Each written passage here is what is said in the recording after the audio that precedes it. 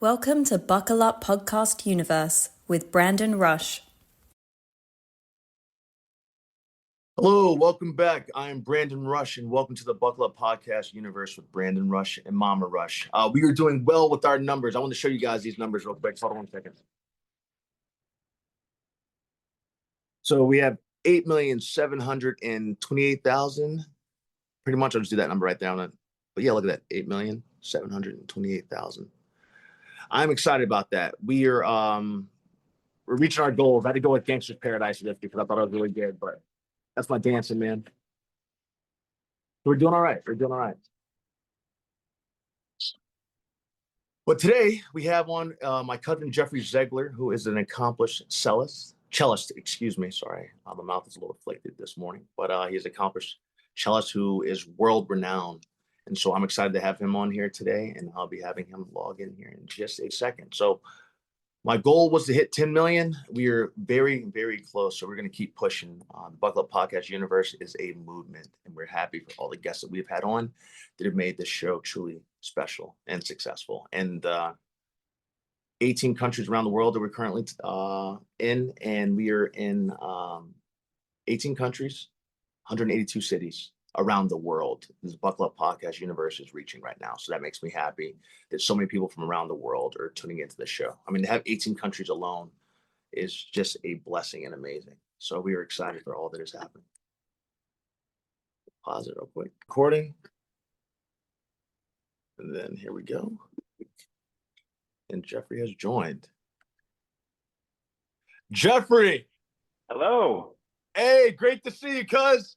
Hey, great to finally meet you. Yeah. Almost in person. Yeah, it's nice to meet you like in person via Zoom too, man. How are you doing? I'm good. Where are you zooming in from? LA still? No, right now in South Carolina, Columbia, South Carolina, with my mom. My mom's on here too. She's just using her photo. Oh, hello, Mama Rush. Hi, Jeffrey. How are you? I'm good. I've heard. How are you doing? I'm doing great. I heard so many wonderful things about you, and I can't wait for you to tell the Buckle Up Podcast Universe all about it. Okay. Well, I hope I don't disappoint. Oh, Jeffrey, you definitely won't disappoint, man. I'm so excited to finally get a chance to talk to you. You meant so much to my dad, and I appreciate how you. I'm gonna have to ask you. I'm probably gonna give me a couple seconds here. Sorry. Welcome to the Buckle Up Podcast Universe with Brandon Rush and Mama Rush. I'm excited to see you too because I'm actually officially getting a chance to talk to you. Yeah. It's Jeffrey. My dad was always trying to find family. He did everything in his power to always try and find family. And whenever he said, "Hey, I found my cousin Jeffrey out here," I didn't. He told me as much as he could before he passed away. But I was hoping you can even tell the audience. But you're an accomplished cellist first. Tell us about yourself first, and then we can get to that because there's a lot here. Yeah, I play the cello. but you don't just play the cello. You're like a world-renowned cellist at that. Is it called cellist or is it no? Yeah, cellist. Yeah. I'm a cellist, concert cellist. Let's see. I don't know where you want to begin. Okay. Well, we can begin. Honestly, I guess we'll take it back. Well, there's so many different places we can start. Well, let's talk about what you do with how you got started into being this, because now you're world-renowned cellist at that. So what, it's your story, because we're going to go through it all. Whatever you're willing to tell us today is great. Or even you and dad meeting too works too, because we can start there and then we can go to the back. We can go any which way. That's what I love about, like even the circumstances that brought me to your dad, telling that story, it's hard to know if you should start chronologically, start from the middle, or start from the end and work your way backwards, and that's probably just kind of a common theme, that I found with just all of this research. I think, maybe what I should do is I'm going to back up about 25 years. Perfect. So I was actually, time keeps on moving forward. So was it 25 years or 30 years? The number keeps on going up. Yeah. Geez. That's. If you have to take a call, I can pause it. So, actually, would you mind pausing it for a second? Yeah, absolutely. Yeah. Okay, great. Not a problem, Jeffrey. Hold on 1 second. I got you. You're good. You're good to go. I had it Sorry on about pause. that. I just All cut right. it back on. No, you're fine. Yeah, Jeffrey, it's your whole story, man. So you have as much time as you want. Wait 1 second. I got to get my audio back. Okay. You actually sound better without the headphones in, to be honest, but it's up to you. Oh yeah. Okay. Yeah, I can. Yeah, you don't need. I can hear you perfectly. I can actually hear you better now. Okay.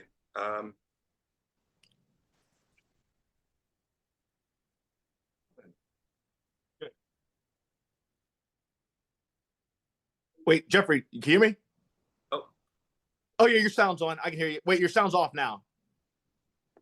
Now you're good. Okay. Can you hear me? Yeah, perfect. perfect. Okay. Loud and Good. clear. Good. I That's think I just perfect. confused the computer. That's all good. You're fine. Yeah. Good. So sorry about that. We're having problems with our oven, and I've been playing phone tag, and so I just wanted to grab it. Oh yeah, you're good. You're fine. You're completely fine. So yeah, backing up to about when I was in high school. Okay. Just Which is where, Jeffrey? I'm sorry. Where were you at high school too? What state? I grew up in California. Okay. The area. Yeah, I grew up in Fremont. Okay. A very large, small town in the East Bay, Southeast Bay. And, I grew up with, my parents and my big brother. And it was always the four of us. We didn't really know anyone on my father's side of the family. There's some half brothers that we were aware of. We knew that our dad was born in South Carolina, but grew up in Philadelphia, actually. Okay. But we were very disconnected from that. And on my mother's side of the family, my mother's Japanese. Okay. Wow. And that's my parents met in Japan. And she was, disowned from the family when she married my dad. Yeah. So we weren't really in touch with them either. So, the sense in our family was always the four of us as the family unit. And I was always jealous of my classmates because they would go to grandmother's house for Thanksgiving and things like that. And we didn't do any of that. It was just the four of us, really. And out of nowhere, this woman kind of appeared, and her name was Bernice Perry. And she was in town because for a bridge tournament. She was an avid bridge player. I eventually figured out she was also a really brilliant person. Like, it made sense that she was so serious about bridge. But she made it a point to reach out to my dad, and she was at that point probably in her mid 80s and living in Mount Vernon. And I was just, I don't know, I was immediately, I just wanted to get to know her more and learn more about the family, because she was that person. I guess every family, I feel like there's that one person to kind of keep tracks of everything, and that was her. And she kept, in touch with everybody, and et cetera, et cetera. So when I went to college, I went to school at the Eastman School of Music, which is in Rochester, New York, upstate. Oh, wow. Okay. And so she kind of became the grandmother that I never had. Yeah. So I was going to her house for Thanksgiving and things like that. And when I was there, she would tell me about the family history, the Fridays, going back to George Washington Friday and Carrie Hauser Friday. And I just couldn't keep track of everything, because, of course, unlike nowadays when everyone they get married and they have one kid, back then they had 13 kids. Like, oh my God, absolutely, keep track of everyone's name. And so one day I decided, look, I'm gonna record a conversation. I want you to just say everything. Just tell me everything about the family. This was in 2001. Okay. 2002. This was 2002. And so I had this footage, a couple hours of us talking, and she would remember dates like she had this computer for a brain. And she was also hilarious. I mean, just really sharp wit. And so then I kind of sat on those recordings for a very long time, and then about I'd say pre-pandemic, I decided, I'm gonna kind of figure this out a little bit more. And I did a DNA test. Okay. Thank goodness I chose Ancestry.com and not 23andMe. Okay. And so based on the little that I knew, I was able to kind of piece a few things together But I was at this stage, there was still a lot about our family that I really didn't know. I still don't know. Yeah. But I do remember, like, my father has since passed away. He passed away about 10 years ago. I'm sorry to hear that, brother. Before Still. he passed, I remember telling him, because he never knew who his father was. Really? And then so I was on the phone with my dad, and I told him, like, no, your father was, this was who he was. And my dad was like, really? Like, what was his name again? Like, it was he. I wish that he had lived long enough to kind of learn more about what I've been discovering over the years. But Absolutely. through Ancestry told me that I was related to Vivian Glover. Okay. And so I thought, I'll just write her, see what happens, you know? And so I did that. And then about a month later, she wrote me and she said, this is so funny because I never checked this message. Like, oh, really? It was just, she randomly double checked something. She explained the reason why, but it was just a chance that she did. And we've since become very close. And it was really through Vivian that I met your father. Oh, wow. And so that's kind of brought us to the pandemic. And I remember during the pandemic, my family, we were down in Tucson, Arizona with my wife's mother's family. Yeah. And we were there for like 6 months. And during that time, we had a group Zoom with Vivian and David.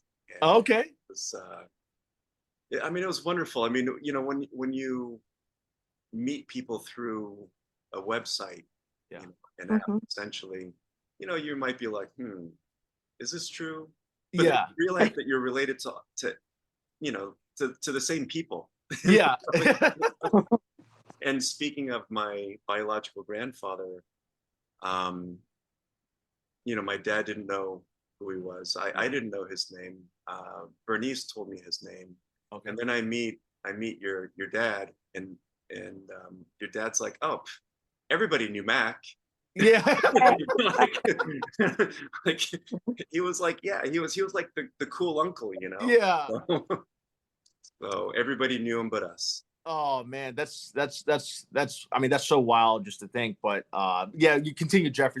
But that's how my dad was. But he was a historian himself and he was always trying to document and keep everybody, try to meet everybody. And I'm so glad that you two were able to get in touch, because my dad was such a very special man who I think at our core, he was the one that kept the family together. He was like that person who was always he literally in his last days, he just sat me down going through every picture he had. I'm talking about going back as far as he could, saying, hey, this is family, this is family. Jeffrey, when he found you, he was I can't tell you how excited he was. And then I love Vivian as well. She's been a great cousin. She's a great cousin as well. Yeah. No, we've become very close over the years. And whenever I come down to South Carolina to play, which is, you know, I'd never played there before. Yeah. Learning more and more. I was just there last week. Actually, oh, really? In Sumter. Oh my gosh, I was down here. Oh. Just a throw stone away. Yeah, man. No. I'll just, you know, if you're in, it's, but I'll see you in New York for sure. Yes, definitely. But yeah, we've become very close over the years. Okay. Well, Jeffrey, thank you for sharing that part. I'm going to get back more into like that in itself. I can only imagine what's that's like. Well, you kind of told me, like, whenever I'm sorry, what's your name? Beatrice, the one that was like your grandmother? Bernice. It's amazing that Bernice kind of took over that motherly figure. Not motherly, excuse me. That almost that grandmother, that family that you guys were probably longing for a long time. And I think that's so special that, like, by God's good grace, you decided to look into that stuff as well. You did the ancestry.com instead of 23andMe, and that got you connected to so many people out there. Because I mean, I can only imagine how y'all must have felt, even your dad, not knowing, you know. Well, I mean, I think in so many ways that's something that connects probably almost everybody in the Black community, right? Yeah. Like there's this disconnection with where you come from. There's no, you know, just a few weeks ago, I was in a project in Omaha, of all places, Omaha, Nebraska. And I was talking to our sound engineer, who we've been working with for about 15 years. He's Mhm. brilliant at what he does. And he calls himself jokingly the Sound Viking. Okay. His family's from Ireland. And so a group of us were like, were there Vikings in Ireland? He's Yeah. like, oh, yeah. Oh, yeah. He's like, I have a book that goes back 1,000 years that traces my family, back Wow. 1,000 years. And I was like, I want a book. Like, Yeah. Oh, yeah. we all seriously. want a book. We all Yeah. want to know where we came from. And so there's that kind of, I think that people in our community walk around with that. There's like a void. Yeah, there is. And so we, some people fill it with some things, the right things, the wrong things. But it sure was nice to kind of get some answers. And I was joking with my wife because we don't quite have a book, but this does affect you, by the way. Okay. So Vivian, before Great Aunt Bessie passed away, she interviewed her. Really? So dissimilar from my interview with Bernice, but she had a whole bunch of written notes that ended up in her daughter Anne's home. And Really? Anne is moving back to England, and so she kind of came across these papers, and Vivian put on her producer hat, and she kind of unlocked a few doors and was able to figure out who Carrie Hauser Friday's father was. Really? Who was white. And of course, the records are much easier once you figure out once the person's white. Yeah, exactly. And she was able to trace that family all the way back to 1465. Holy smokes. In Germany. Really? Yeah, Germany and Switzerland. So if you would have told me that was in our history line, I wouldn't believe it. I wouldn't either, because according to my DNA, there was no German. Really? DNA. So yeah. But I guess maybe there must be, but just such small amounts. Yeah. It just didn't show up. Okay. Well, Jeffrey, this is amazing. I'm mind blown. I'm so glad that you came on here today. I was excited to see you and finally get a chance to meet you, because with my dad gone, I kind of carried on his. I've always been like my dad. Me and my dad are almost one and the same. My mom actually had a question for you. I think she knows a Zeigler. You do pronounce it Zeigler, right? Zeigler. Zeigler. Do you pronounce it Zeigler? Well, we always said Ziegler, like a, but it's wrong. Okay. I know it should either be Ziegler or Zeigler, but we just say Ziegler. The reason that isn't that name German? It's a German Jewish name. Exactly. When I was in elementary school, I went to school with this guy called Alan Ziegler, and he had the strangest last name for a black kid. And I kept, and I remember him, and he's from South Carolina. I grew up in South Carolina, but left later on. And I think I said that name as in school. I always said, you have the strangest last name. Write it down. Go ahead. And his name is Alan. And I think he might be kin some kind of way, because he had the most unique name in my elementary school. Do you know if his last name was spelled Z-E-I or Z-I-E? I can't quite remember. But I mean, how many were there? You have to imagine in elementary school, and you go by, you're seated by alphabetical order. And then that Ziegler came up, and I said, boy, you have the last name Z. Wow. Yeah. And I said, so you're going to always be last. That's what I say. It's rough. Yeah. You're either last or first. But no other person in our community had that last name. And so that was what I remembered, and I told Brandon about it yesterday. But anyway, go ahead. Jeffrey, Jeffrey, did you get the whole name? Alan. Alan. Yeah. I mean, I'm gonna look up Alan, because there are it's not the most common name. Yeah, it really is. And as far as the name is concerned, I've only been able to trace it back to James Ziegler. Or what I love is that this even shows up in the historical record. People call it Bubba Jim. Okay. But I don't know who Bubba Jim's parents were. But one thing I was going to add is that there are a lot of Zieglers in Pennsylvania. Really? Both Z-I-E and Z-E-I. Okay. But I think it's a different fragment of the family. I like a very distinctly different strand of the family. Okay. Yeah. Well, man, that's amazing. It's so interesting the fact that Dad was such. I love history. I'm a history buff, trying to figure things out. Dad was the same way, and it seems like you're the same way as well, which Yeah. is a small world. Maybe that's a genetic thing in our genetic makeup. But Jeffrey, the other question I was going to ask you. So, how did you end up becoming? How did you get interested in doing the cello? What your love for music and your journey through music and the places you played? So, I would love for you to tell us that. I mean, luck. Yeah. I would have to say. So, you know, growing up in California, my parents were always very encouraging Mhm. to me with music. They weren't musically talented in any way. They didn't play an instrument. They did love music. Okay. My dad loved jazz and he loved musicals. Oh, really? I think I've probably seen both uh, uh, uh, Jesus Christ Superstar and Fiddler on the Roof, maybe, you know, 500 times each. I don't know. Oh, I have it memorized, you know. yeah. Yeah. So we were always surrounded by music, and so it was wonderful that they were always so encouraging. But when I was about 7 years old, of course I'm old enough that there was music in the public schools. I was involved in this workshop where we got to play the recorder and sing and scratch on the violin and things like that. And at the end of the program, the person who was teaching violin, I think she probably asked everybody in the program, but she asked if anyone wanted to take cello lessons. And I remember my mom, she asked me if that's what I wanted to do. And I said, sure, what's the cello? Like, I didn't know what it was. You know, people always ask, like, does the instrument choose you or do you choose the instrument? Interesting. And this is a situation where it was really neither, because, you know, I had no understanding of what the instrument was. But there was probably a reason why I stuck with it. There's probably something that I really loved about it.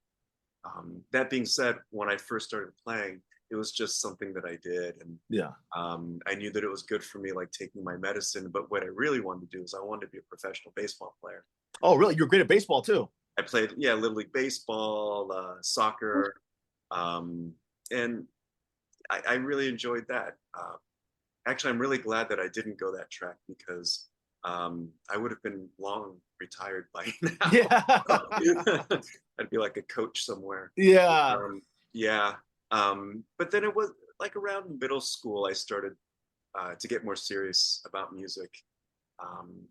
But I think that in a way, it's a good thing and a bad thing. I was surrounding myself with a lot of young musicians who were quite serious. And I was playing in the San Francisco Youth Orchestra. Wow. My teacher at the time was a cellist in the San Francisco Symphony. And so I was sort of like near a high level of music, but I knew nothing. Like my friends would go to like the conservatory, San Francisco Conservatory pre-college, and they were already studying like music theory and music history, and I knew nothing. It was all intuitive. Yeah. And then around like my junior year, I guess, in high school, my teacher she just said, look, you know, you might want to consider music for a career. And I at that point, I never thought that I was good enough, you know, to do something like that. And what I learned later on, I didn't actually know this. I knew that my parents were very hesitant about encouraging me to go down this path, because even though they wanted me to study music, it's like, whoa, how are you going to make a living? Like, what? You have to get a real job. Like, what's going on here? But what I learned recently, because I was long story, but I was playing a concerto with an orchestra where my teacher was actually playing in the orchestra. Really? And she told me something I didn't know about that time, but she had a conversation with my parents, just the three of them. And she told me my parents were just they just couldn't see it. They just didn't understand what that would mean for me.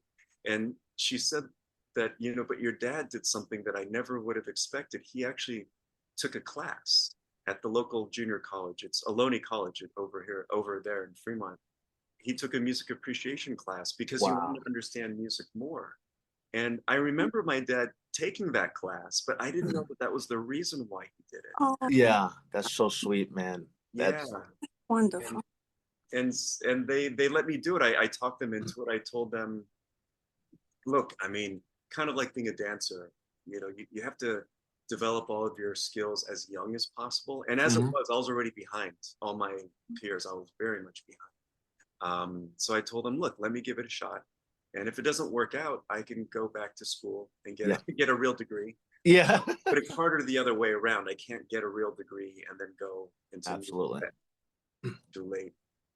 So they let me do it, and I'm a very stubborn person and persistent, and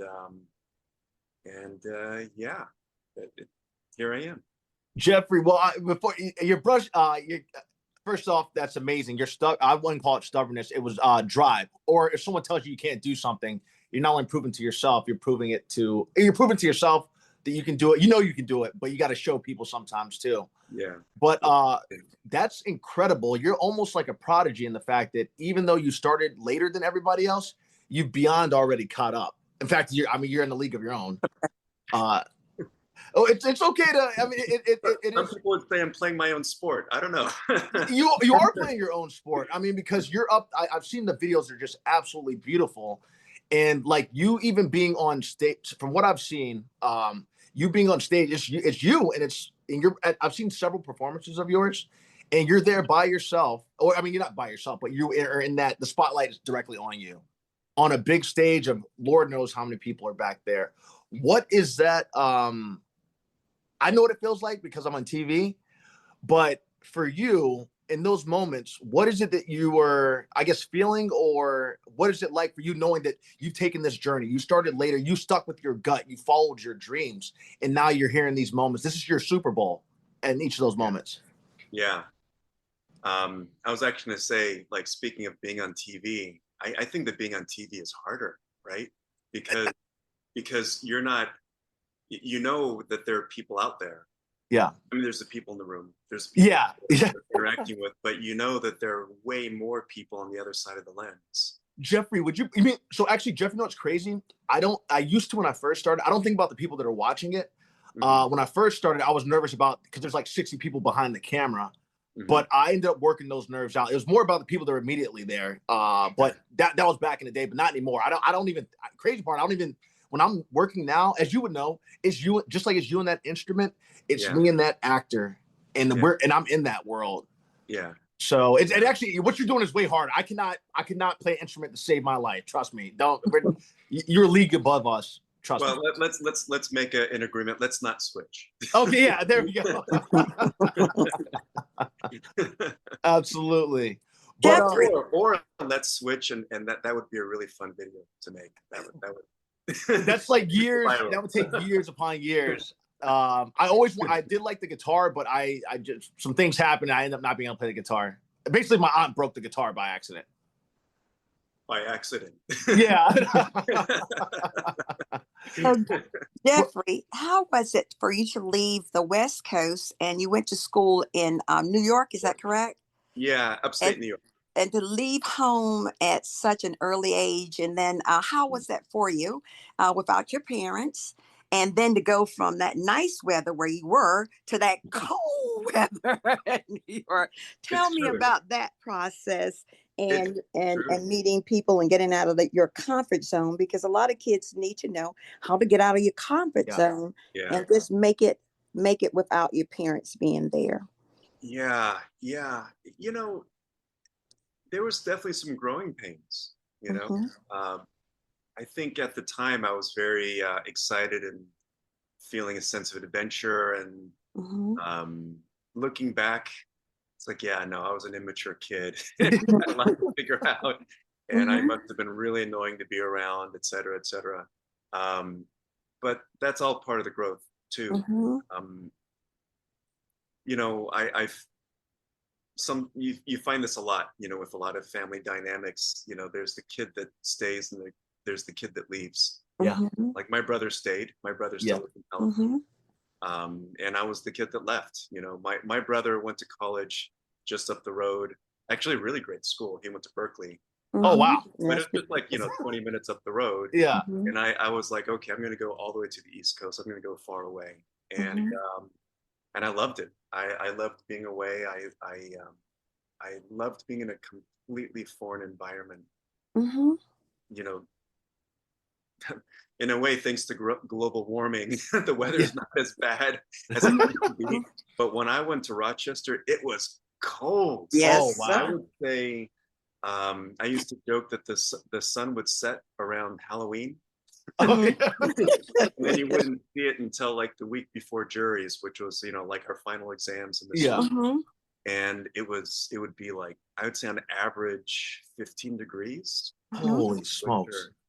And it was good for me because you couldn't do much. So Yeah. I practiced Mhm. a lot. I spent a lot of time studying, made some really good friends, Mhm. and yeah, just lots of trials, lots of fire, Yeah. Yes. And I'm happy for it in many ways. Even though I grew up in California, I think in many ways, personally and musically, I grew up in Rochester. Oh, okay. Okay. I Okay. always wanted to go back home. That was always my dream. Yeah. It took me a long time. But then finally, when I joined the Kronos Quartet, I did move back to California. I moved back to San Francisco for about 8 years. And, that saying, I don't know who said it, but you can never really go home. Mhm. But yeah, California, it's just not the same. Or maybe I'm not the same. I mean, I think it's both. Mhm. I think Yeah. California's changed, but I've also changed too. And yeah, I'm a New Yorker now. Yeah. Oh, that's great. Well, I want to hear more about your creative ability because I understand you were talking about a group, a quartet group that you're in, and in fact, I looked at your impressive curriculum vitae, and I said, "Listen, this guy is brilliant." Yes. And you have accomplished so much. So tell us about how you got into this particular group and some of your travels and some of your creative music, the music you've created out there. Absolutely. I mean, I always thought that my career would be in chamber music. Mhm. Chamber music being, without a conductor, small groups, Mhm. maybe a trio, maybe a quintet, maybe a quartet. I've always Mhm. loved that kind of inner dynamic, and Mhm. probably because of the way that I was raised. As I mentioned Mhm. earlier, I was raised in a quartet. With my Mhm. brother and my parents. So Mhm. um, so it's a very familiar dynamic. Um, and I always loved contemporary music. Mhm. I think that love, that spark, started growing when I was in high school with my teacher from the San Francisco Symphony, Margaret Tate. Okay. He played in a string quartet with other members of the orchestra, and they would give regular concerts around the city, and they would always play some standard repertoire, but also some really adventurous repertoire. And I was always really Mhm. excited about, what the heck am I listening to? That's really cool. And Yeah. Mhm. I was always fascinated with that. And I think I still have that fascination with things that are new. Mhm. Although I think that fascination has kind of grown more towards just kind of personal interaction. I Mhm. Mhm. really enjoy working with other composers, other creative people, and Mhm. create something that's very new and very fresh. So Mhm. it's less about doing something that's bizarre and crazy. It doesn't have to be bizarre and crazy. It just has to be fresh and new and meaningful too. Mhm. Something that has meaningful in our world, in our society, in our culture. Um, but when I was on my way out of school in graduate school, I joined my first string quartet Okay. called the Carliano Quartet. I was still in grad school at this point at Indiana University. Okay. Wow. Yeah, my teacher, I was studying with uh, legendary cellist Janos Starker at the Mm. time, and he's if you think of Star Wars, like I studied with Obi-Wan Kenobi. That was Oh, Paul. wow. Yeah, I got you. I always use Star Wars references. Right. So my Obi-Wan Kenobi was Paul Katz. He was Oh, in the Cleveland Quartet. He was also a very well-known cellist. But then then I went to Starker, and that was like I studied with his teacher.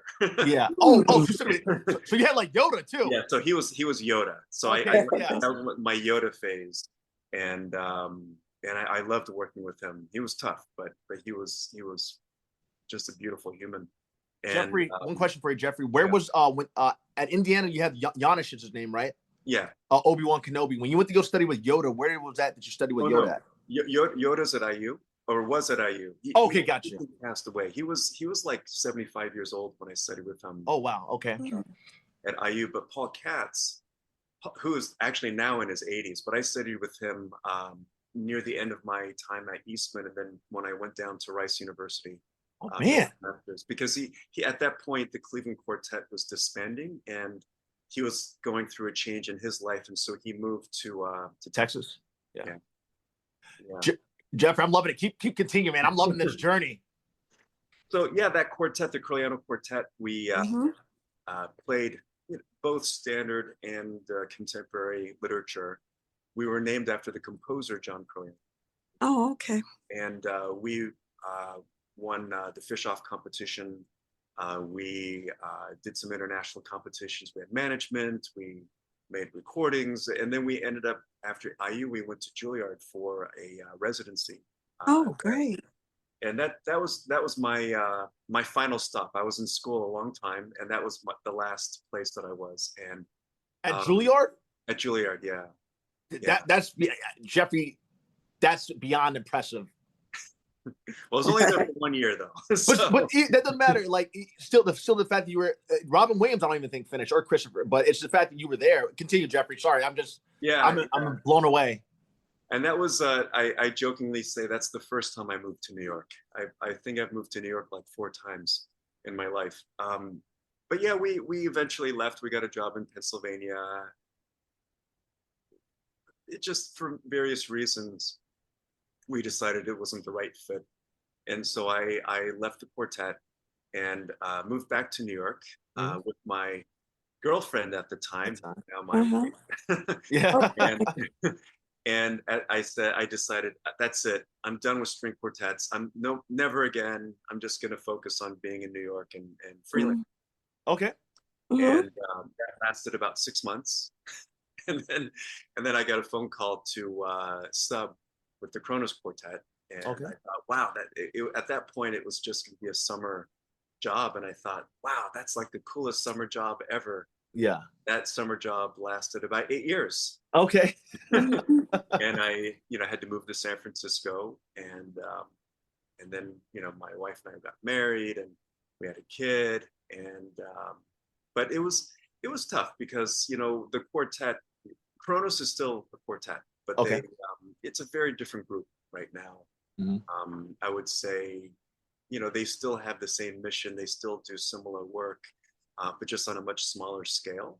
Absolutely. Kind of like a part-time role. When I was in the quartet, we were, it was more than full-time. I mean, we were on the road probably 6 months a year.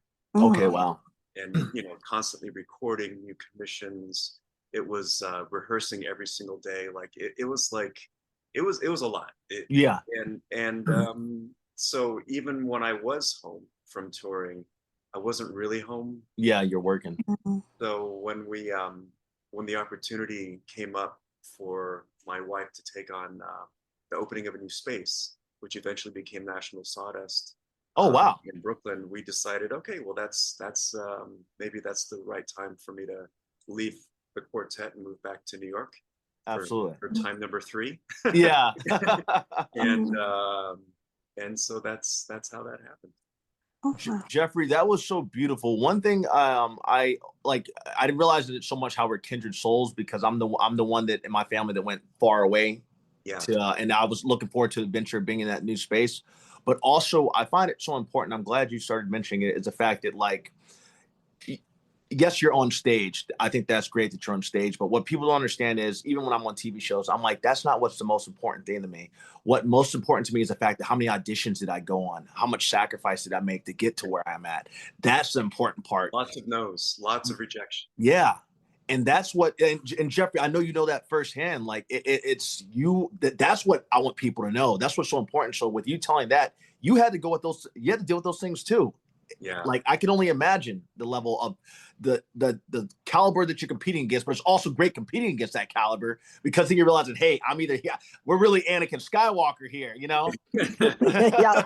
or Luke Skywalker. I really wanted to be Han Solo though. Oh yeah, Space Cowboy. Hey, Jeffrey, Brandon, did you Go ahead. finish, Brandon? Yeah, Mommy. Hey, You're good. Yeah. Jeffrey, when did you know that you really had I call it the it factor? The it factor. You knew you had it. You knew you could do this, and you knew you could take it and get paid for it. So I call it the it factor. Absolutely. When did you realize that? At what age?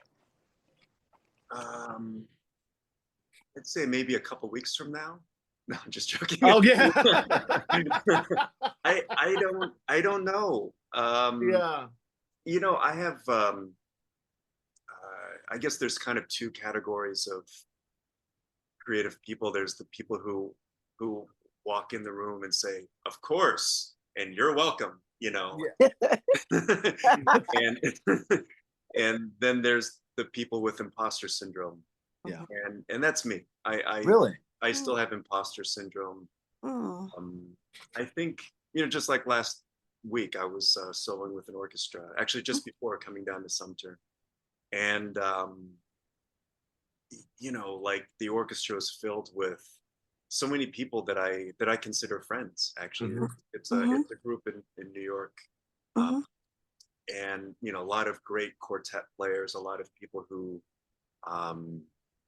you know, I've actually known for many decades and who are, I consider at the top of their game, terrific collaborators. I've played with them in many different situations.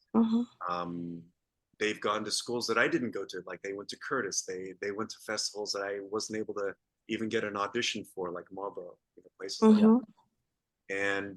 But I was the one soloing, you know, and it's like it's you know, these things work out as strange ways. I do remember the first concert I played with Kronos.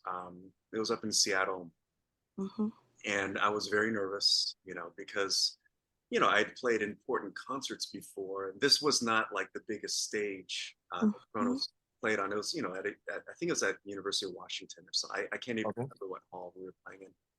But I do remember that the opening of the concert, the first piece that we were playing, I was playing by myself.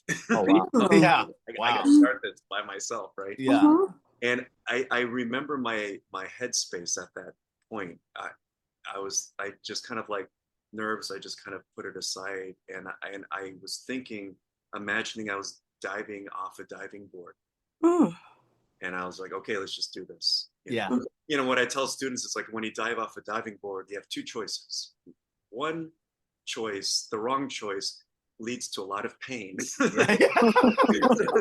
So your best option is at that point to just focus and just do the task at hand, do the of your ability, and just focus on that.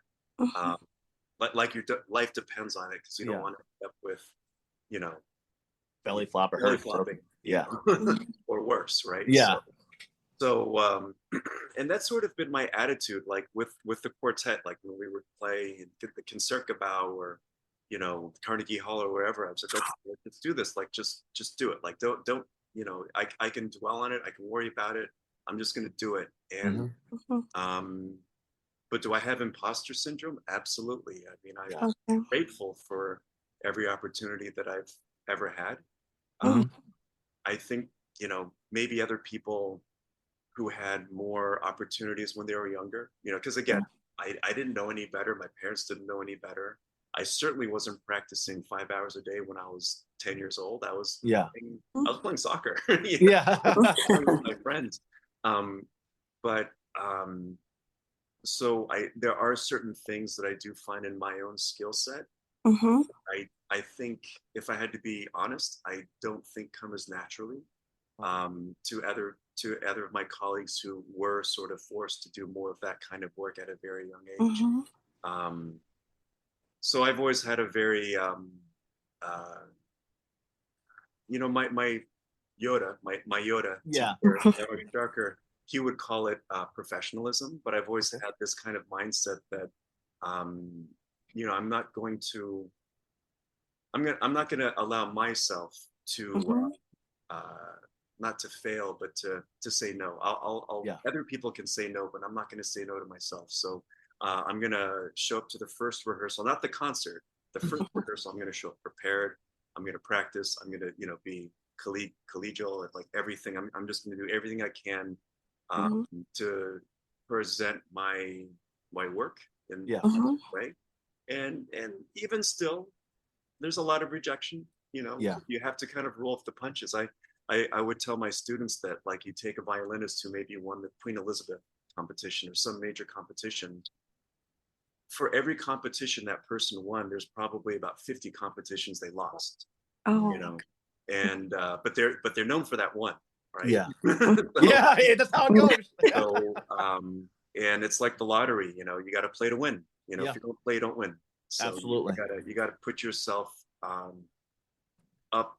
You have to put yourself on stage. You have to put yourself in front of the camera to fail. Yep. In order to even have the opportunity to have any chance of success. So. Man, Jeffrey, I don't throw this term around at all, but I do. When I say it, I mean it. You were totally a kindred soul. You and I are kindred souls, because everything that you were saying, I've been through in my level of stuff. Yeah. But except for the imposter syndrome, I never actually had imposter syndrome. But there was times when I was nervous. But with you saying when you arrived, you felt that you arrived when you played with the Kronos. Is it what it's called? Is it Kronos Quartet? Yeah. When you first played with Kronos, my moment when I realized I had arrived was I had left LA because I in 2016, 2017, quick story. I had left LA because I'd been blessed to do like 19 roles at the time. But I realized that some of the stuff that my agent was getting me called in for wasn't, I knew I could do more. I knew I was more than pool boy number 6, even though I wasn't just booking pool boy number 6. So I went to New York, and I went to New York because I felt that the best talent in the United States was in New York, and I wanted to compete. I worked in Atlanta, I worked in Miami, I worked in LA for years. I wanted to go compete with the best. So I went to New York and I performed at these competitions, and I always made sure to go first because I wanted to set the bar so high that everybody would have to catch that bar. So I would always go first. And I remember there's this one casting associate, I'm not gonna mention what her name is, but I love her to death. But she was just saying how she had a certain view of people even though I'm from the East Coast, I'm Virginia. She had a certain view, and I came there. She looked at my resume. So they looked at my resume. They gave me hard scenes from it, which I was ready for. And I ended up getting. So she said all this stuff. So I'm like, all right, I perform my scenes. I get called in for Blue Bloods. I see her there, and I'm like, hey, you know, I was performing for you. She's like, yeah, I know, dummy. Who do you think called you in? And she gave me a hug, and I had earned her respect, which I appreciate. But the moment to bring it back fast, the moment I realized I arrived was I was in Atlanta. I was playing Marine, and I was yelling at this character that was down the street. But all the cameras were on me. It started on me, and it was all about me at that point. I had finally been the lead of this thing. And it was at that moment that I realized I had arrived. Just right before I was about to yell to her, I saw everybody. And in that episode, you can see it. You can tell that, hey, like, B is the guy now. I'm Anakin or Luke Skywalker. Actually, I felt like Obi-Wan Kenobi at that point, to be honest. He's always been my guy. Nice. But for you, I appreciate you saying how, you know, in that moment, even though you might have had imposter syndrome, you tell your students, either you do it all the way or you fail. Not fail, but you could get hurt. So I appreciate you just telling us that. And back to you now, Jeffrey. I just want to say that. No, I mean, but actually, I have so many questions I want to ask you. So I know the questions are for me, but it's like this. I'd love to. Absolutely. We're here for it. Yeah. No, I mean, I guess my question is, so I guess, you know, you're thinking about moving back to, or you are going to be moving back. Yes. Like what was the impetus for that? I've always wanted to go to New York. I said I've always wanted to call myself a full-on New Yorker. I've lived in New York twice now. I lived Sure? I'm positive. It's always been in my core. I have reached a point in my career where I realize where I'm at level-wise in my career. Just like I realize that I'm capable of being A-list. And I realize that I'm also able to be a lead of a series, but at the same time, I love all the places that I've filmed. I love the positions they put me in. Every casting director that's hired me for a role, I've always delivered, and I've always, in whatever kind of capacity it is. I love playing supporting. I always love being that supporting guy like Han Solo, because Han Solo was able to steal the show, you know, in that scene where he saves Luke in the first movie. So for me, finally making that decision to go to New York, well, the business has died out in LA. It's all left.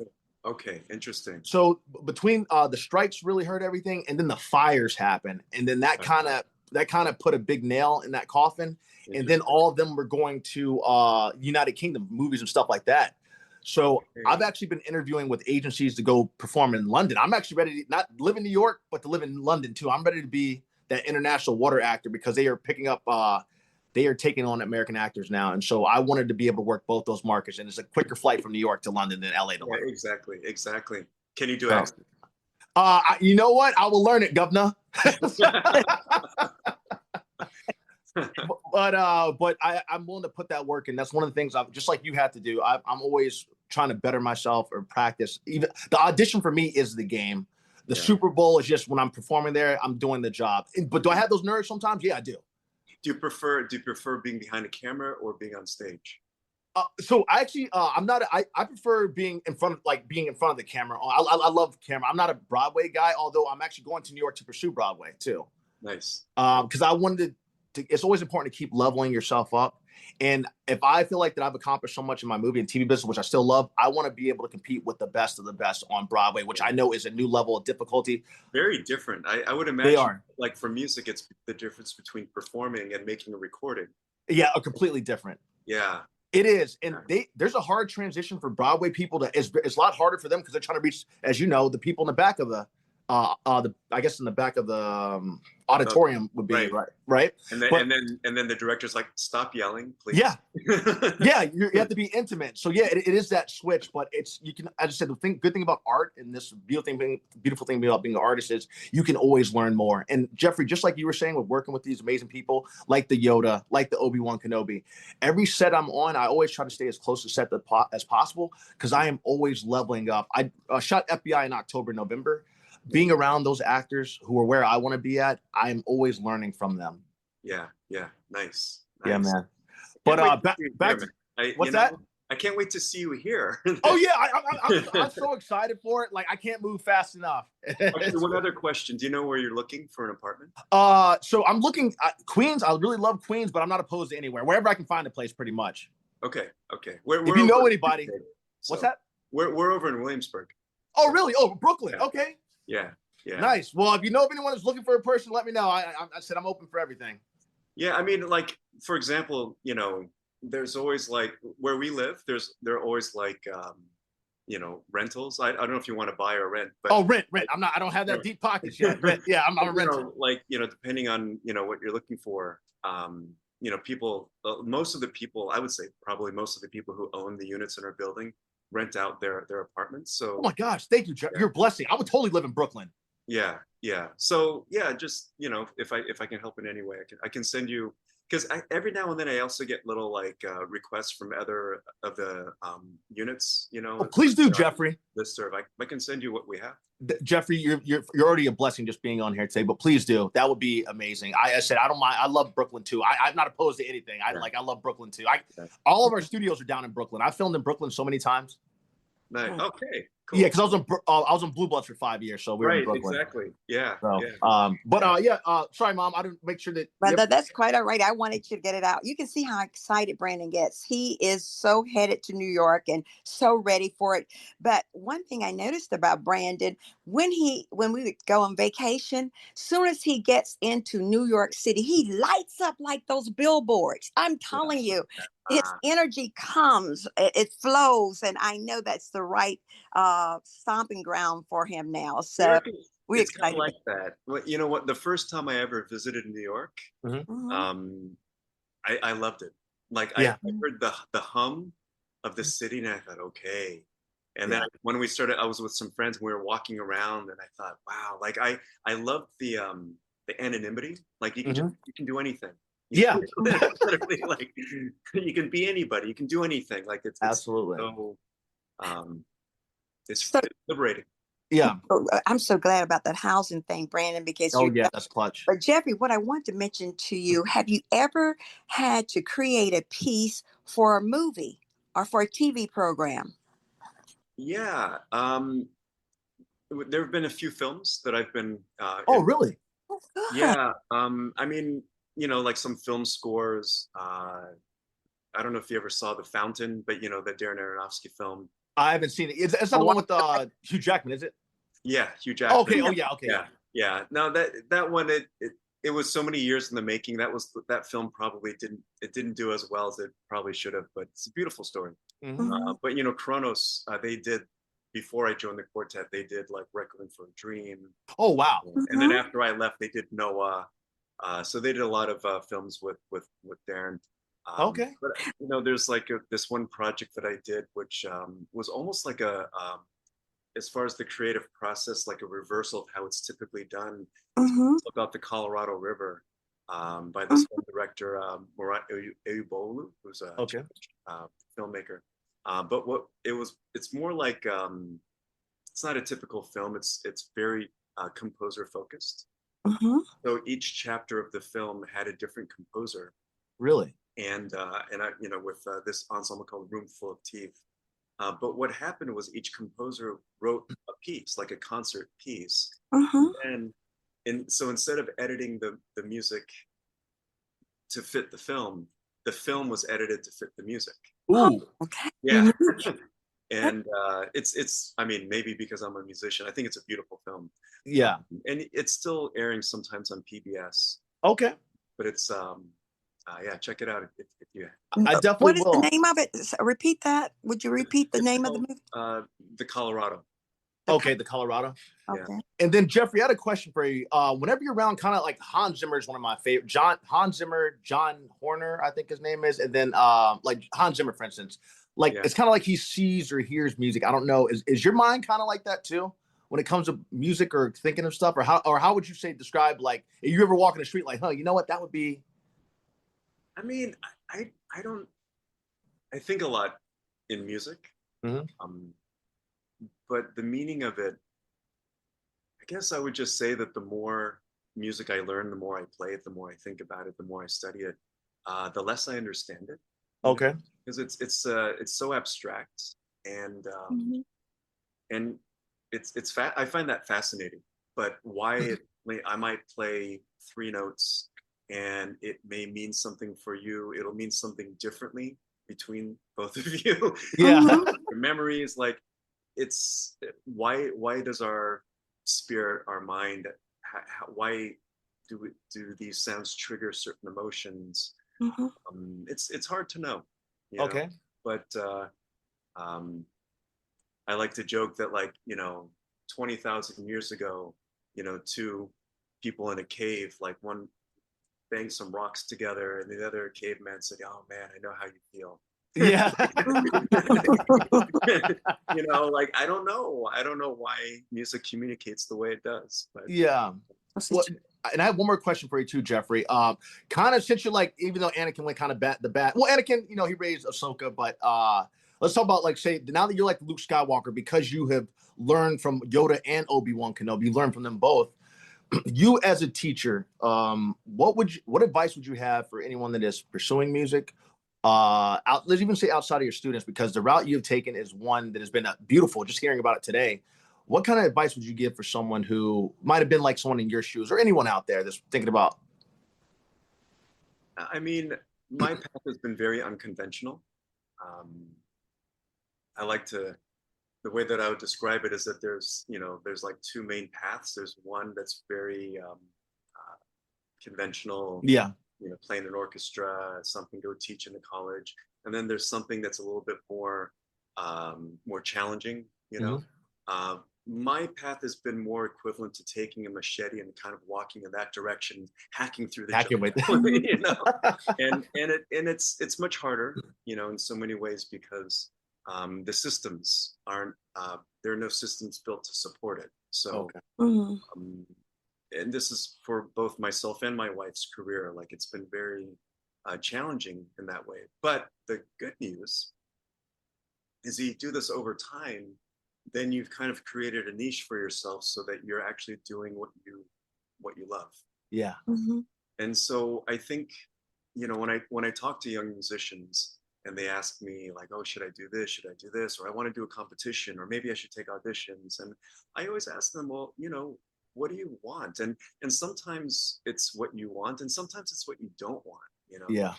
I actually don't want to play in an orchestra. Well, it's like, well, why are you taking orchestra auditions? Well, I feel like I should. Like, wait, time out. Like, Yeah. think about this. Like, one good thing about playing in an orchestra is, of course, you have a very regular paycheck. But then a bad thing about playing in an orchestra is that you have absolutely no choice on any repertoire or any musical ideas or anything. And so you have to decide which.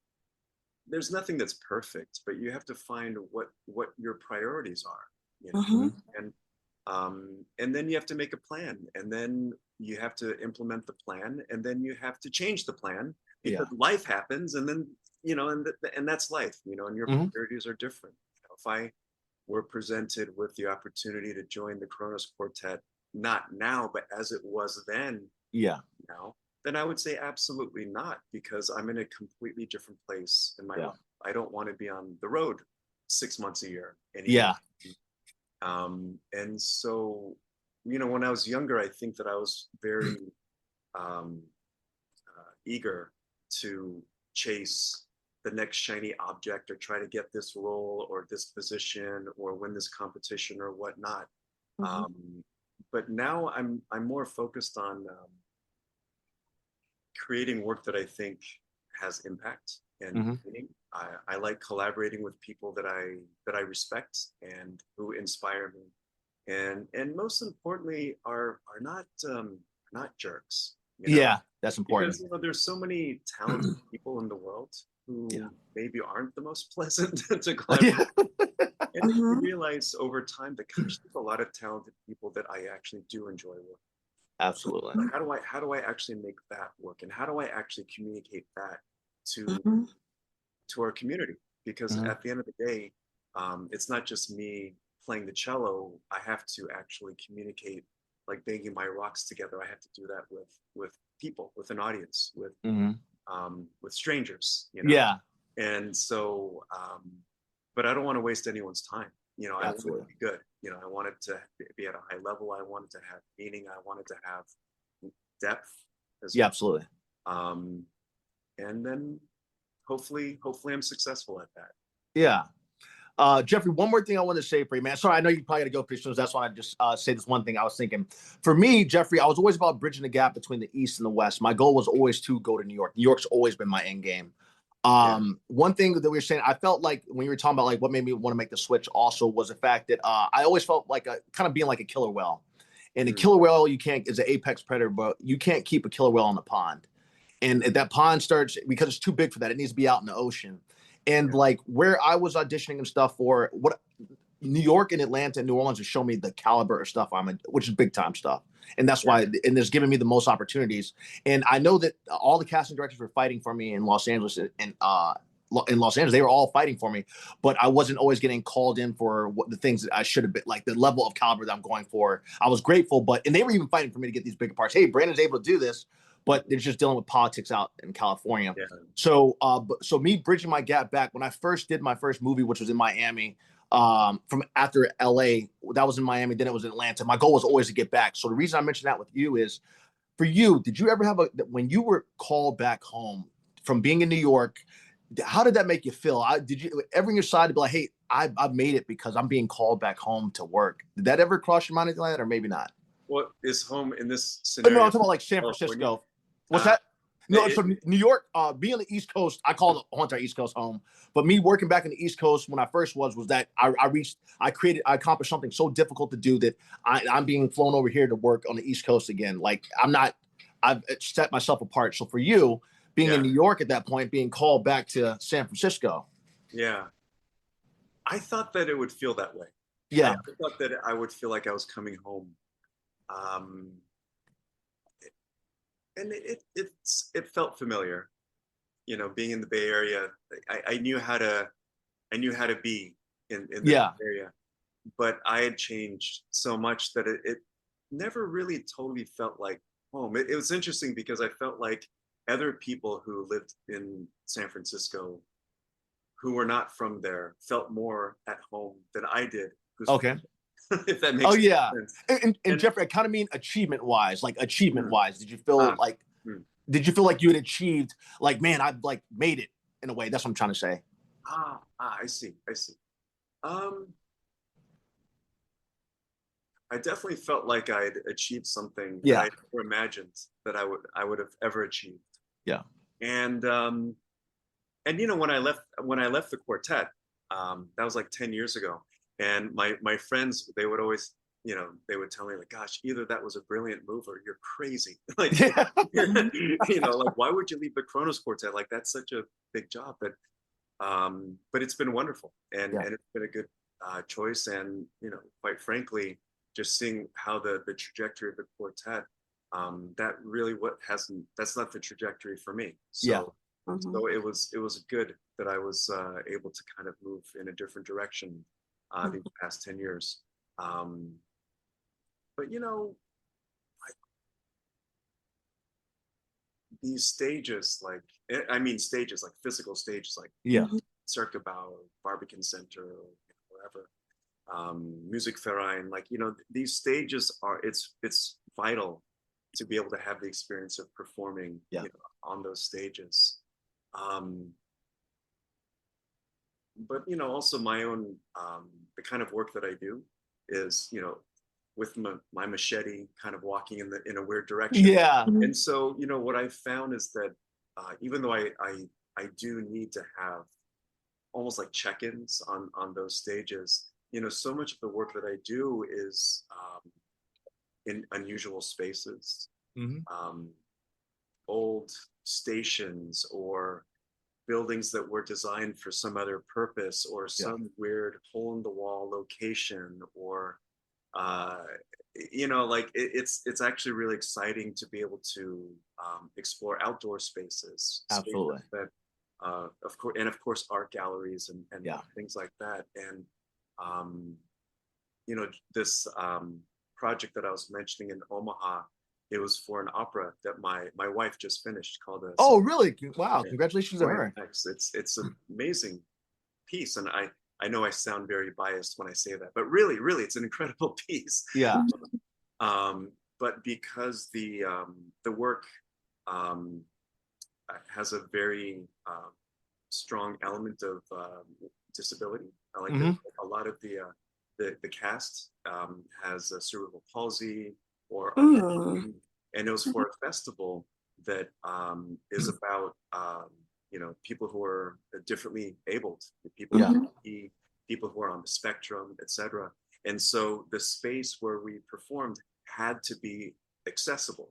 Yeah. And the largest, most accessible place that we can find in Omaha was a gym. Really? Yes.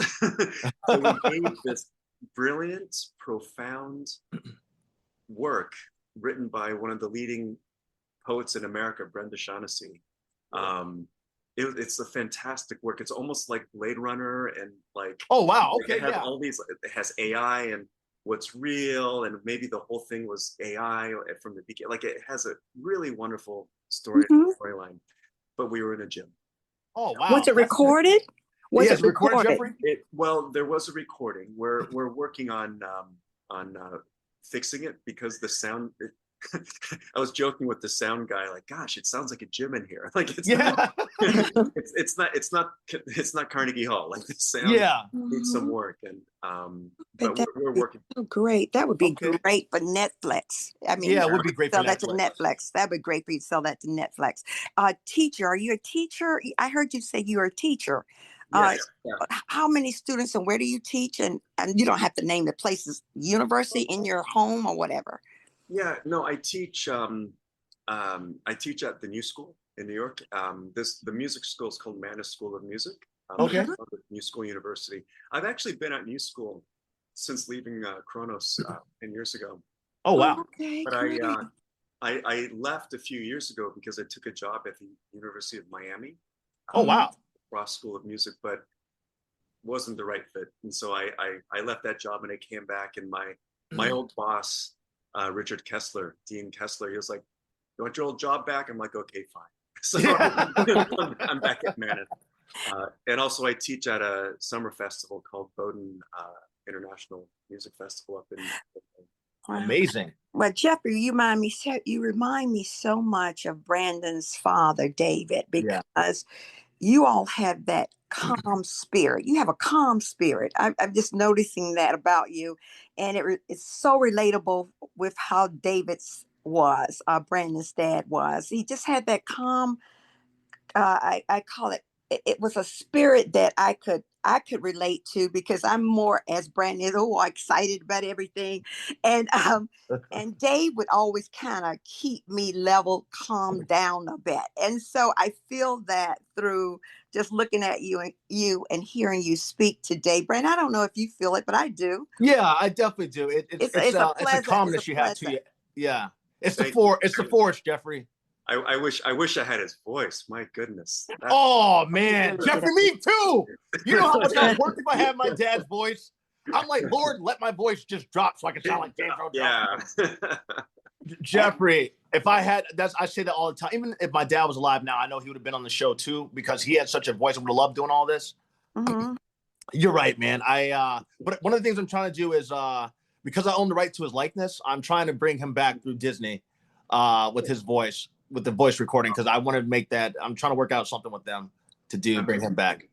What's that? I said amazing. That's yeah. So you actually, on the podcast, I have his voice up already. Yeah. I have to check that out. I'll send it to you. Okay. But one Jeffrey, final thing I want to add. Oh, Brandon, one final thing. Do you have any pieces of music that we Spotify, where listeners, because we have people from all over, and about how many viewers now? We're at 8.7 million, Jeffrey. I told you right before I got on. We got 8.7 million in 18 countries and 182 cities around the world. Yeah. And so if they want to listen to your music, is it something they can download off of Spotify or any of the platforms out there? Absolutely. Okay. I can share some links with Please you. do, Jeffrey. Yeah. Okay, Absolutely. great. And I'll put it with your link. And Jeffrey, I always heard this saying, you've been wonderful today. And Jeffrey, I'm gonna have you back on, because I know we're gonna have a bunch of questions. But and you're welcome on anytime too. And please let me know anytime you got something coming up, so I can post it on my story, so it's out there for people to know. I always heard the saying, how do you get to Carnegie Hall? Practice. That's what they say. Yes. Okay, that's a real thing, I guess, huh? Well, that's one of the ways. Yeah. Okay. Yeah. Practicing helps, so that but of course, that's how you get there. Yeah. But, you also want to practice, because once you're there, people are listening. So you want to sound good. Absolutely. And then Jeffrey, have you ever played in London before? Yeah. Yes, many times. I haven't been there for a few years, but yeah. Ever at the Royal? I guess maybe not the Royal Shakespeare. Would that be a place, or? Let's see. Most of where I've played in London, I've played at the Barbican Centre. Okay. I've played at Royal Albert Hall. Oh wow. Yeah. And then how about Australia? Ever there? Yeah, I've been to Australia. Yeah. Wow. I'm gonna have to get your full list, Jeffrey. I was so curious. I'm like, you've been around the world, man, and I'm proud of you. If no one's told you that, I'm proud of you and your accomplishments, and happy to know that we're related too. And Brandon, to have a cousin so accomplished, this is just amazing. It really is. Well, Brandon, you too. I mean, I've been following what you're doing, and it's like we Fridays. Yeah, absolutely. Yeah, we're doing well. Absolutely. Well, Jeffrey, thank you so much for coming on today. Thank you so much for your time. I said welcome back anytime, because I know I'm gonna have more questions for you, and we'd love to have you back anytime, even just talk. And then your son, how's your son doing? He's great. Tommaso, he's 16. He just came back from a school trip in Peru. Oh wow. And, and now he's actually at his last quasi real day at school. They call it field day. Okay. He's probably going to play basketball all afternoon with his friends. Is he a sports kid, or is he a music kid? He loves sports. He loves music. He learns, guitar and how to sing and things like that. He's not going to go into music. Okay. Although he's been teaching himself piano. So part of me thinks he might become a film composer. Oh yeah, that'd be awesome. But he loves math. He loves to cook. That's actually his passion right now, is cooking.